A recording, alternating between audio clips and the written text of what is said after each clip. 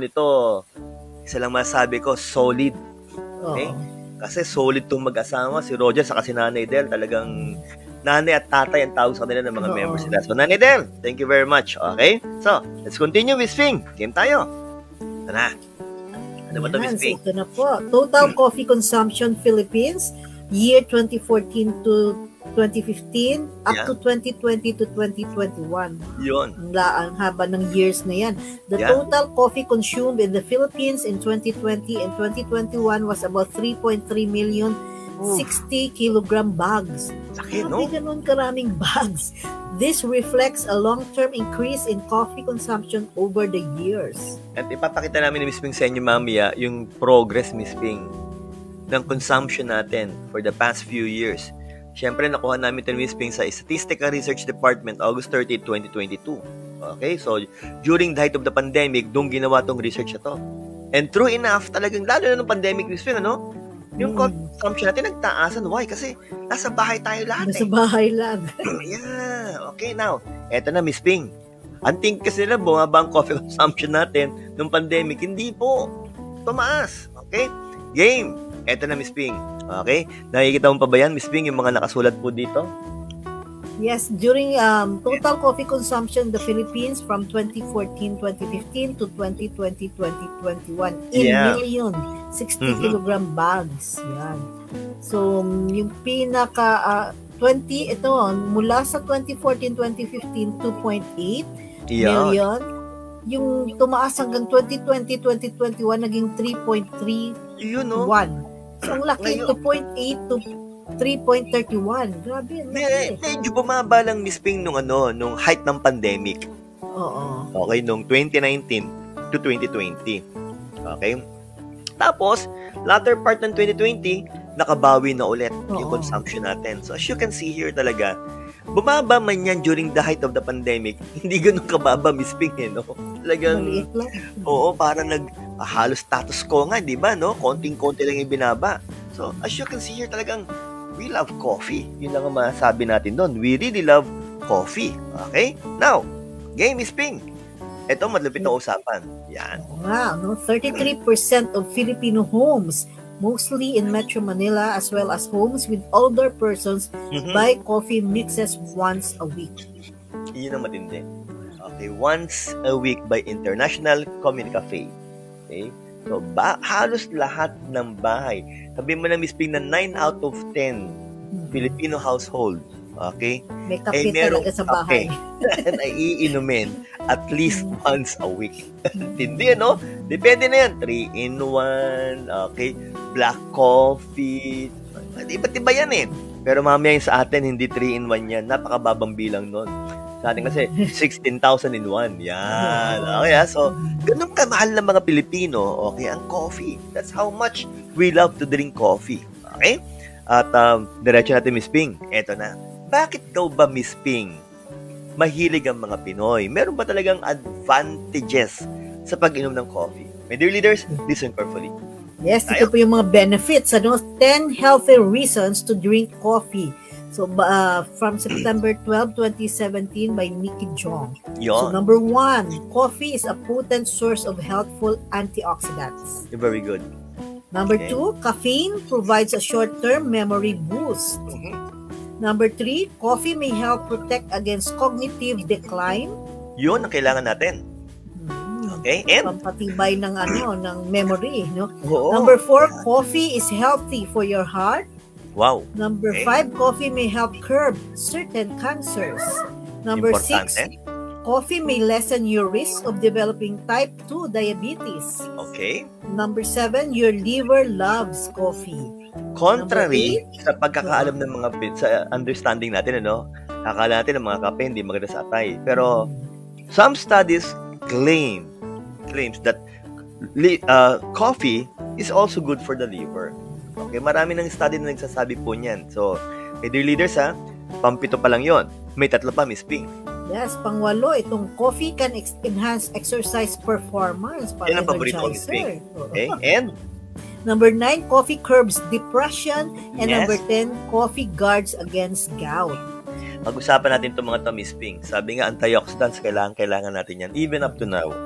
Okay, lagi namin sinasabi ni Miss Ping, the reason why we're promoting food supplements is mainly because of its antioxidant components na kailangan natin panlaban sa mga free radicals. And, Miss Ping, why do I love coffee?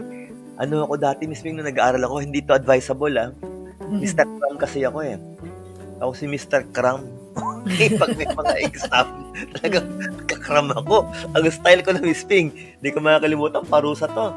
Pag-uwi ko sa bahay, matutulog na ako aga ko kumakain ng dinner, mga 6 o'clock. 7 to 10, tulog ako niyan. Pag gising ko ng 10, wala nang tulugan yan. Hanggang kinabukasan na yan, puro aral na. Kaya mahina ako sa kape, Miss Ping. Mahina ako talaga sa kape. Alam mo isang thermos, Miss Ping, tumba yun. Grabe. Isang thermos yun. Tumba yun nung bata-bata pa ako. Okay? Ganun ako katindi nun. Why again? Yun nga lang, short-term memory boost. Kasi nga, kailangan kailangan attentive ka, di ba? Sympathetic stimulation yan And nakatulong naman, I survived medicine because of that, okay? Pero again, inol ko po sa mga nakikinig po, huwag yung gagayahin yun. Hindi maganda, okay po Dapat talaga ang pag-aaral, long-term preparation, okay po? Now, syempre, isa pang why I still drink coffee right now is, of course, I will be turning 55 days from now, Miss Ping. Talagang few days from now. Amin na tayo ng edad. 55 na ako. Okay? And sa mga nababasa po natin yung word na dementia, Alzheimer's disease, very common. Okay? Kaya nga, I'm also taking Colidus. I drink my choco because of the DHA. At the same time, I also drink coffee. Why? Ito, sa mga studies, okay na pulong para yung memory mo, yung cognitive function mo, maganda pa rin po. It's also good for the heart. Ang daming benefits, Miss Ping. As you can see here, lalo na ngayon, Miss Ping, as you can see, medyo, kung napapansin mo, medyo naglulose na ako ng weight. So far, I lost 5 pounds. Okay, I lost 5 pounds. Why? Kasi, kahit yung baba ko dito, medyo bawas na Okay? Kasi I went back to my exercise. And habang ako ito, ugali ko to. Every time I exercise in the morning, kasama na yung kape doon. Okay? Banat na ako ng kape. Siyempre, diet kasama po yan. At isa pa sa pinaka-importante for me, yung depression. Why? May mga after effects pa rin, Miss Ping, yung pandemic. Okay? Sa ating mga kasama na depressed. So, again, if I were you, coffee, it will help. Okay? Malaking bagay pa rin po yan. So, ito yung mga dahilan. Some of the reasons why we drink coffee. Maliwanag po. Okay, so importante. So, i-type nyo po dyan. Okay, i-type nyo po. Coffee is good. Okay, type nyo po Coffee is good. Okay, talagang maganda po kasi talaga ang kape sa katawan natin. Now, Miss Ping, eto pa. Let's try to give them interesting facts. Yan. Okay, by Kate McDonnell. Kailan to, Miss Ping? Okay. So, 15 coffee consumption statistics in the Philippines 2023. These are interesting facts from Kate McDonnell, updated January 4, 2023. Bagong-bago. Okay, bago. So, Miss Ping, unang fact. Coffee was introduced to the Philippines in the year 1740. Grabe, tagal na pala. So, the Philippines was once the 4th largest coffee producing country in the world. Yan. Number 3, the Philippines is one of the few countries that grows all 4 types of coffee beans.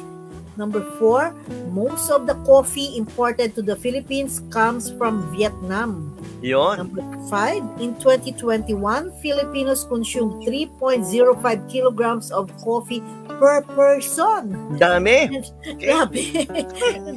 Dami. Number 6, Filipinos are projected to spend an average of $44 per person on instant coffee in 2022. Tama na. Kasi sa Starbucks na sila. Yun, Miss Ping, sabi nga, yung iba medyo, may mga binabanggit sa mga, hindi lang yung Starbucks sabi ng Miss Ping, pero yung mga sikat na mga coffee stores ngayon, di ba? Sabi nga nila, batang mamahal mga kape ngayon.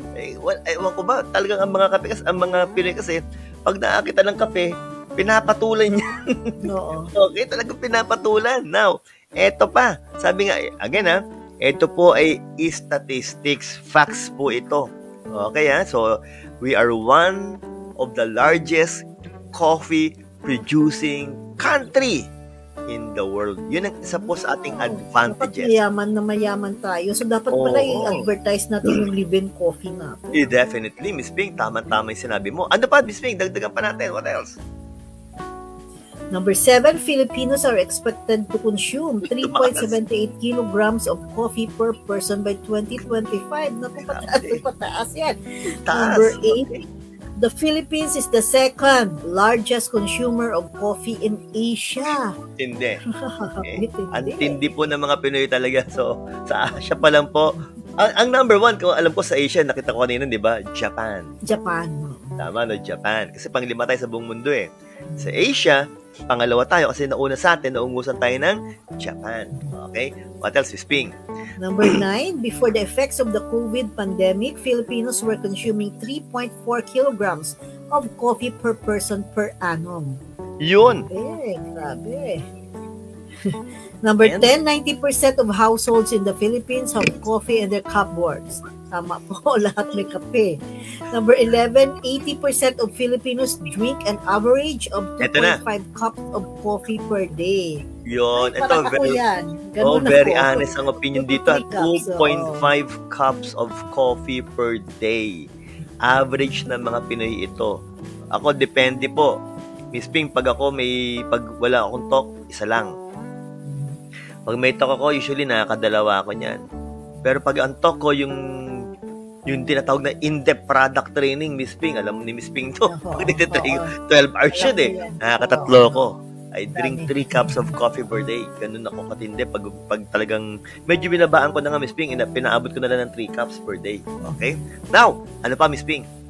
Number 12, 93% of households buy some coffee every week. Yan yung sinabi namin kanina. 13, Filipinos are now considered heavy coffee drinkers. Yun lang. Yun lang. Heavy talaga. Oo. Bilang kita Miss Ping kanina. Okay? Okay, number 14, ito na. Starbucks is by far the biggest coffee shop chain in the Philippines. Banggitin namin na coffee shop. Okay? Kasi tayo naman po ay wala tayong shop. Okay? Yun na nga lang. Palagay ko, Miss Ping, ito coffee shop pero kung consumption talaga ng kape, ilalaban ko yung live-in coffee ng global. Okay, kasi ilan? Okay, ilan ang members natin that drinks live-in coffee every day? Grabe. Dami talaga. One of the fastest moving products of the company is, of course, live-in coffee. At Miss Ping, ano yung pang 15? Number 15, the average cost of a cup of coffee in a coffee shop is $3.02. Yun. Okay, yun.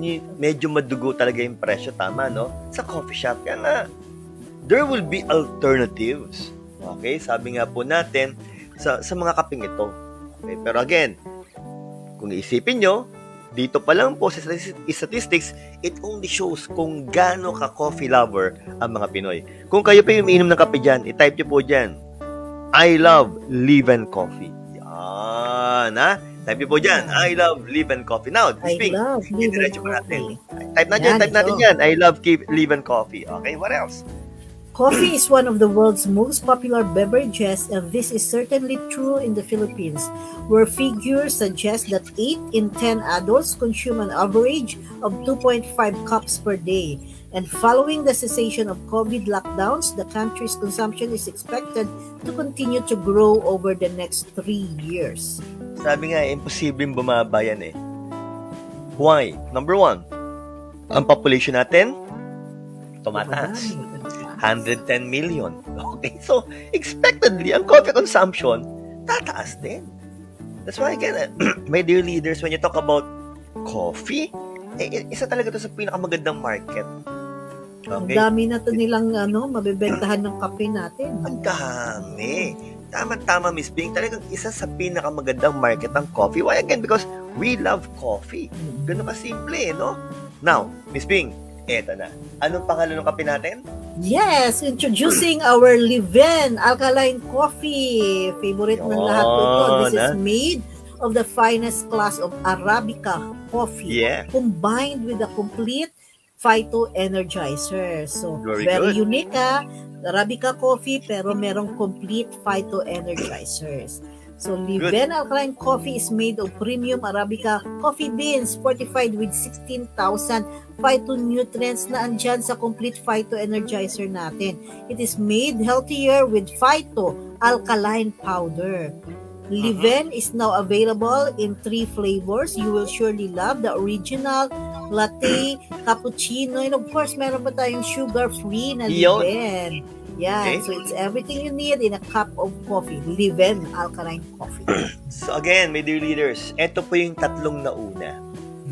When we started with AIM Global, okay, isa pa lang ang kape natin. Nung dumating ako sa AIM Global, mismo isa pa rin lang ang kape. Oo. Yung Liven Original, yung kami po ni mismo ay nag-join. Liven Original pa lang, kota na kami. Tapos, after several years, nagkaroon na ng cappuccino sa latte. Sabay dumating yan eh. Then, dumating yung sinabi ni Miss Ping, yung sugar-free. And of course, ang pinakahuli doon, yung Liven Coffee Burn. 5 na po ang variants. Miss Ping, may hinihintay akong pang-anim eh. May hinihintay akong pang-anim. Oo. Glow. Okay? At sabi nga ni Dr. Puntog, marami pang kasunod na mga kapiyan. Okay? Marami pang kasunod yan. So, for the time being, sabi nga po natin, pag-usapan natin itong mga to, Doc, may complete na laman. Remember this, my dear leaders, we all know that complete contains 16,000 phytonutrients. 1/3 ng milligrams doon isinama doon sa kape natin. That's why it's a 16,000 in one coffee. Uy, teka lang, Miss Ping, bago magkalimutan, nakita ko na po yung pangalan ng aking best friend sa Cebu. Okay. Sir Lou Yanok. Si Kuya Lou Yanok, ang batang-batang macho gopito ng Cebu. Yeah. Kuya Lou, miss na kita, Kuya Lou. Yan. Kayo, yung buong pamilya Yanok, miss na miss ko na kayo. Okay? Now, diretso po natin ang usapan, Miss Ping. Ito na. Ito magandang bagitin to. Okay? Ito po ay research po. Okay? I should say, ito yung pinaka-major components po ng produkto natin. Okay? Miss Ping, ano ba yung mga nakasulat dito, Miss Ping? So, ito po take note po, ang ating Liven coffee, tinatawag na coffee cuticles. Bakit? Kasi aside na coffee, Arabica coffee beans yung ginamit, meron itong 1/3 ng ating complete.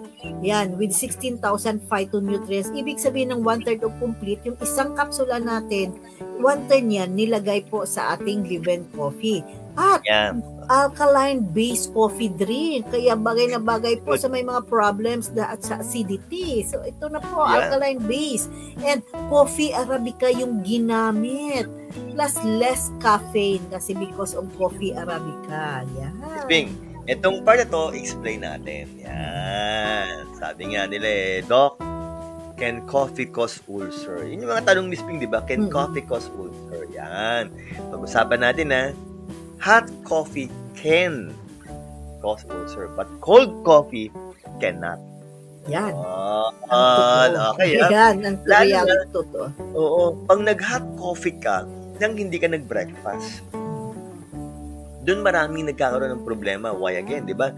Isipin nyo mabuti, Pag-usapan natin ngayon, Miss Ping. Okay, para baka makalimutan namin ni Miss Ping banggitin mamaya Pag tayo po ay nag-heavy meal, 3 to 4 hours, tunaw yan, digested yan. Pag merienda, 1.5 to 2 hours. Ang mga Pinoy usually 7 o'clock kumakain yan. Kaya sa mga nakikinig po sa amin, pwede naman kayong makinig habang kumakain ng dinner. Okay? So, isabay niyo po kami, Miss Ping, maya-maya na po. Okay? Now, syempre, ugaling Pinoy, kwentuhan yan habang nagdi-dinner. Tama? Usually, sabihin mo lang 30 minutes to 1 hour, kwentuhan, natapos ang dinner. Expectedly, by 12 midnight, wala nang laman ng tiyan mo. Yun. So, Dok, teka lang. Paano yun? Di magkaka-ulcer na tayo. Ang magandang balita, tulog na tayo. Sa mga hindi onliners. Okay? Dinilaw na namin yung speak, sa mga hindi onliners. So, ang labas ng acid doon, konti na lang. Now, normally speaking, sabi nga po talaga ng studies, pinakamagandang gising, pag tulog ka na ng 10 o'clock, supposedly, dapat gising ka na ng 6 or 7. Yun ang ginagawa namin ngayon, Miss Ping, inaagahan ko na yung gising ko ngayon. 8 o'clock, 7, gising na ako, then I do my exercise. Okay? Now, hindi ka kumain. Okay? Ang ginawa mo, coffee na lang, dear. Okay? Tapos hot coffee pa. tapos hindi pa alkaline. Okay? Ano mangyayari? Labas na yung asido mo nun. If you will not eat your breakfast, kaya nga breakfast is breaking the fast, at kakain ka alas 12 ng tanghali, ay malamang magkaroon ka ng ulcer. Or kung hindi man, gastritis. Paliwanag po. So, yun ang sinasabi po natin. Now, why alkaline? Miss Bing, magtanong ulit tayo. Okay, sagot lahat ha. Sagot po lahat ha. Eto. Okay. Yung alkaline nito, convert ba nyo, will it convert the acid inside the stomach to become alkaline? Yes or no? Yan. Will the alkaline-based coffee drink, okay, leave-in coffee, convert the acid inside the stomach to become alkaline? Yes or no? Yan, sagot po sa comment box. Alkaline pa yung acid. Comment tayo, comment. At syempre po, less caffeine. Ano yun? When you talk about decaffeinated, di ba iba yung sinasabi? Less caffeine means what? Konti lang yung caffeine level. Bakit? Imposibleng yung kape, walang caffeine. Kasi pag wala pong caffeine yung kape, hindi na po kape ang tawag dyan. Hindi na kape yung Anong advantage? Hindi masyadong kakalabog yung dibdib natin. Yun ang kagandahan niyan, okay? It will not lead to what? Tachycardia o yung mabilis na tibok ng puso. Yan, Miss Ping, nagsasagot na. Can coffee cause ulcer? Sabi nila, will it convert the acid to become alkaline? Ang sagot nila, Miss Ping, yes. Maraming sumagot ng yes. May sumagot ng no din. Maraming yes. Meron mang, may nag-no ba, Miss Ping? Meron na ba? Parang puro yes. Si Walter Romero nag-no. Ayun, si Brother Walter. Okay. So, sagutin natin, Miss Ping. Daming yes. Iyan! Mali. Natawag ako, yes, lahat sila mali. Mali po. Hindi po. Tandaan yung mabuti. Pag yung acid po ng stomach naging alkaline, may paglalagyan tayo, delikado yan. Because we can no longer digest meat products para maging protein. Okay, so dapat yung acid pa rin. Ito ang tanong ng iba, ba't na ginawang alkaline? Imbis na mamaya namin bagitin, po namin babagitin ni Miss Ping. Okay? Kasi yung alkaline-based coffee na yon, ininom mo na yung kape natin, di ba? Okay? Since it's alkaline, yung kanyang component, especially yung complete na isinama po doon, napoproteksyonan niya. Yun ang advantage po niyan. So that the acid inside the stomach will not be able to what? Okay? Destroy the components of leaven coffee. Kumbaga, nandun pa rin po yung components, ano po yung complete. So from the stomach, magta-travel yan saan? Sa intestines, ma-absorb ng katawan, and magtatalab na po sa katawan kagad yan. Yun ang advantage po nun. Yan. Okay, Sabi ni, yun. So, yung mga sumagot po ng yes, ang sagot po hindi. Wag po, hindi po ganun ang usapan, okay? No po. Now, Miss Ping, diretso natin. Okay. Ilan ang calories? 90 calories lang. Grabe. Napakababa. That's why every time we're being asked kami ni Miss Ping, alam ko, na-encounter mo na to, si Rachel, si Dr. Rachel, okay? Pwede ba sa mga diabetic? Yun ang mga tanong. Pwede ba sa mga diabetic? Yes. Definitely. Kasi ang baba naman ito. Kung kayo pa kumakain ng mga biscuits, I will not mention the name of the biscuits, pero normally, ang pinakamababang calories on 110 calories. 110. Meron pang 130, may 150. Ang nipis nun, di ba, yung mga biscuits na yun? Samantalang ito 90 calories lang. That's why it's safe. If you will be asking us, pwede po ito. Okay? Pero, paisa-isa lang. Yan. Paisa-isa lang. Okay? Now, Miss Ping, eto na yung magandang usapan. Pakibanggit na, Miss Ping. Ito yung pangapat. Yung ating leaven alkaline sugar-free coffee. So, leaven sugar-free with natural goodness and natural sweetness from stevia. Sa lahat po ng kape natin, isa po ito sa paborito ko. Sa bagay lahat naman iniinom ko talaga. But this is one of my favorites. Okay. Now, Miss Ping, bakit daw masarap? Walang asukal. Ito kasi dinagdag. Game tayo, Miss Ping. Yes. Kahit wala siyang sugar, ginamitan siya ng stevia, which is all natural herbal sweetener. Meron itong 300 times the sweetness of sugar. Kaya matamis. Wow. Generally recognized as safe by GRAS, by US FDA and 2008. It helps normalize blood pressure. Yan ang ginagawa ng stevia. It also helps normalize blood sugar. Has antibacterial properties, aids in calcium formation, at merong antioxidant properties. Kita nyo na? So, sa mga ka-H level ko, sa ka-H level ko, na nagsisimula nang maghinaan yung calcium production, especially sa mga kababaihan po na nagme-menopause na. Okay, inom tayo nito. This will be good for us. This will be good for our bones. Yun ang advantage. Isa sa advantages po ng Live & Coffee na sugar-free. Why again? Stevia. Okay? Now, eto na, Miss Ping. Okay? Ito po yung when we had our back-to-back. Okay? 3 doktor kami nun sa isa pong biochemist. Okay? Kasama po namin si Bossing nun, si Dr. Cabantog. And a good friend of mine, si Dr. J.V. Avila. Okay? Kami po yung nag-back-to-back. Ito po yung topic ni boss. Of course, when I say the boss, the big boss, the Chief Executive Officer, Dr. Ed Cabantog. Okay? Ito po yung kanya pong mga na-research about our Live & Coffee or about coffee per se. Miss Ping, kape pa lang ang pinag-uusapan dito. Hindi pa nilagay yung complete. Kape pa lang to. Miss Ping, ano ba may kita sa kape? Okay? Yes, sa coffee, meron itong antioxidants called chlorogenic acid. Yan, good. Chlorogenic acid. So, sa research, 50% risk, nilo-lower yung risk of diabetes. 25% it lowers risk of colon cancer. 80% it lowers risk of Parkinson's disease. Very 80% it lowers risk of liver cirrhosis, and 50% it lowers risk of gallstones. So it helps manage asthma, headache, it boosts mood, prevent cavities, offset damage caused by smoking, decrease risk of heart disease versus non-coffee drinker. So, again, kung nasa mga family history nyo pa yung mga diabetes, okay, we need this. It lowers the risk. Okay? So, pati pala sa for the second time, banggitin namin ni Miss Ping, ito po ay maganda po sa atay. Okay? At isa ka pa nagustuhan dito, Miss Ping, sabi nga po, sa headache, di ba? So, nakakabawas. At ang isa sa pinaka-advantages talaga, nakaka-boost ng mood natin. Now, may binanggit dito, Miss Ping. Kung may kakilala kayong mga talagang malalakas sa manigarilyo, okay, na ayaw tumigil sa sigarilyo, painumin mo na rin ng kape. Pero hindi namin sinasabi ni Miss Ping na magyose kayo. Okay? Hindi ganun. Okay?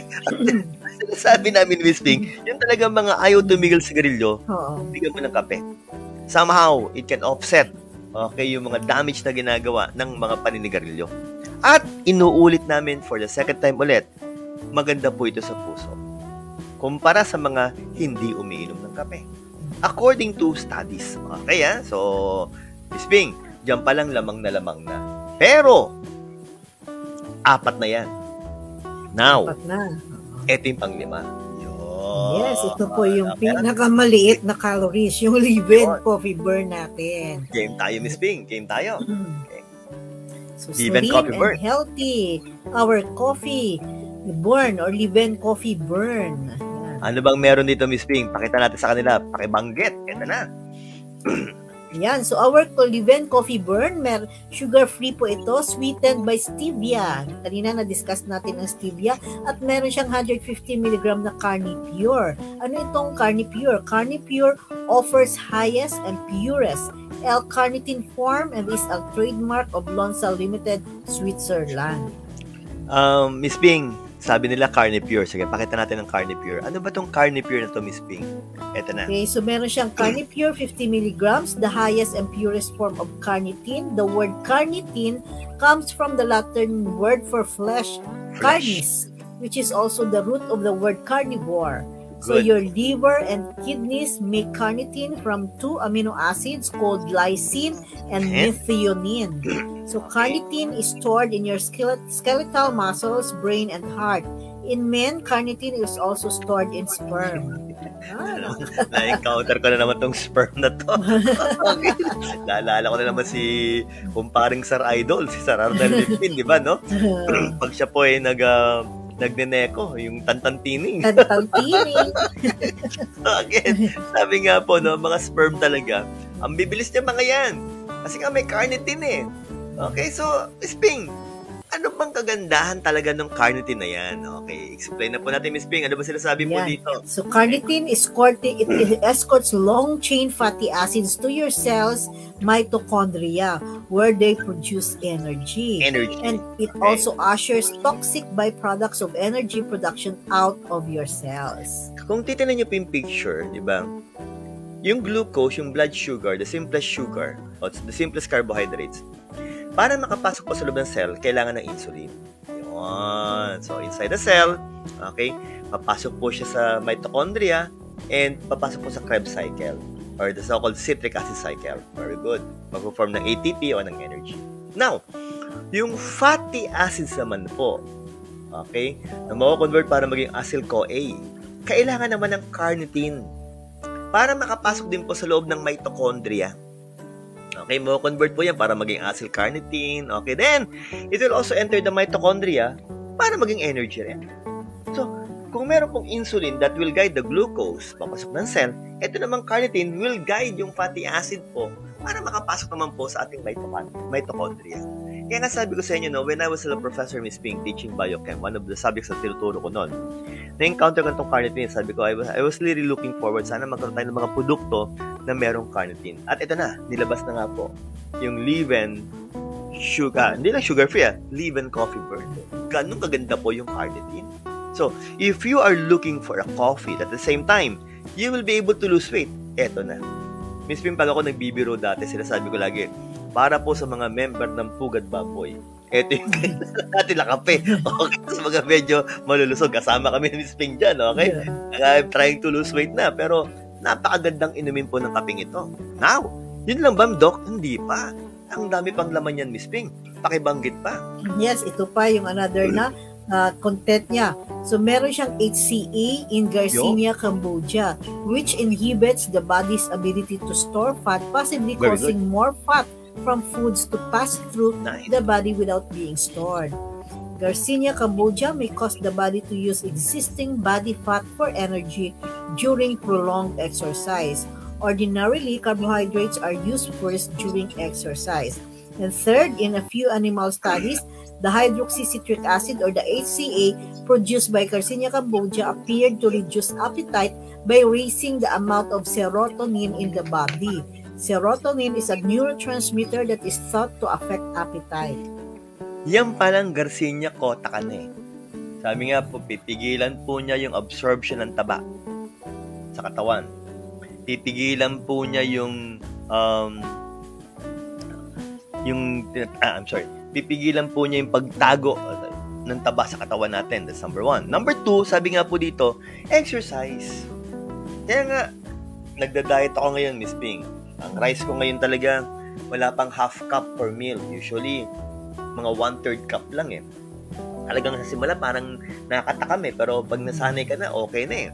Okay, so, exercise, why? 30 minutes. Prolonged exercise.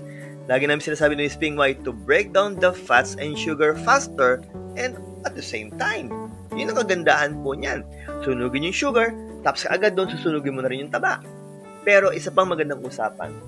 Ba't maraming nagfe-fail maging successful in losing weight pag nag-exercise? Masyadong mainipin. Okay, nagmamadali masyado. At the same time, masyado silang ano bang word doon, Miss Ping? Hindi depress eh. Na-frustrate. Na-frustrate. Okay, sabi lagi, when you lose weight, number 1, take time. Take your time. Kasi bago mo na-gain yan, ang tagal-tagal din. Tapos, dapat masaya ka.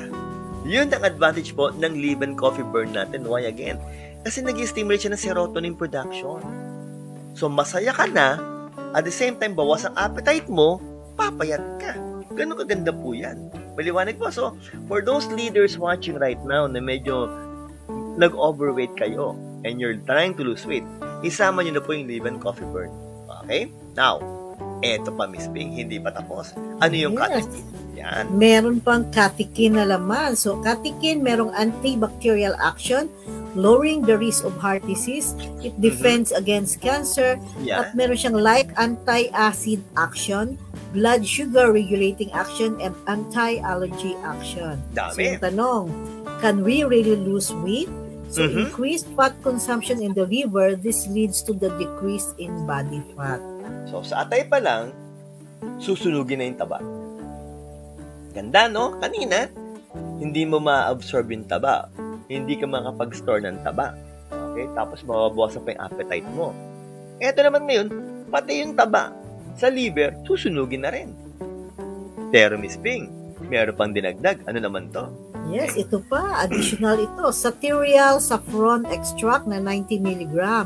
It increases your sense of satiety and fullness, resulting in better portion control. 100% reduction in the desire to snack, 50% fewer instances of eating between meals, less hunger, moderate weight loss, more energy, better mood. Ayan, so, pang-zipper ng mouth. Satyrial saffron. Ang feeling mo, busog na busog ka na.